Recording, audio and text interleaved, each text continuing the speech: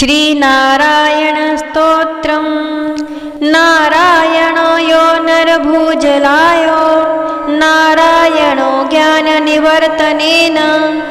नारायणो अन्तर्यमनेन पुंसां तमादिनारायणदेवमीडे पुराणवर्णः पुरुषोत्तमस्य पुराणमन्त्रपुरुषपुराणः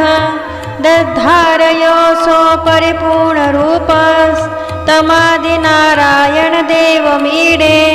मन्त्रात्मको मन्त्रगुणेशसुतो यो यस्सर्वमन्त्रान् प्रददो मुनिभ्यः मन्त्राधिदेवोऽखिलमन्त्रगम्य तस्मादिनारायणदेवमीडे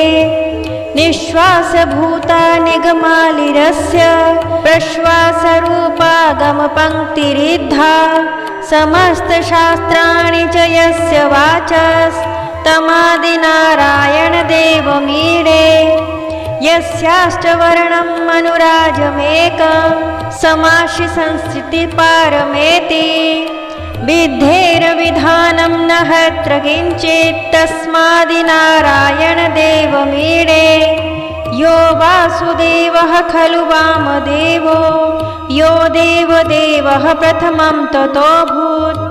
पार्श्वद्वयादस्य च वक्षसश्च तमादिनारायणदेवमीडे शेषाय देवाय विशेषभद्रे अशेषमन्त्रान् प्रददोषशेषान् निःशेषतः कलेशनिवर्तयेसो तमादिनारायणदेवमीडे गुरुर्गुरुणां ऋषभो ऋषीणां यो देवदेवः खलु देवतानां यश्चेश्वराणां परमेश्वरोऽसो तमादिनारायणदेवमीडे इति नारायणस्तोत्रं भणितं त्रिपुरारिणा पठनाश्रवणात् सद्यो हृदयां शुद्धिं प्रयच्छति।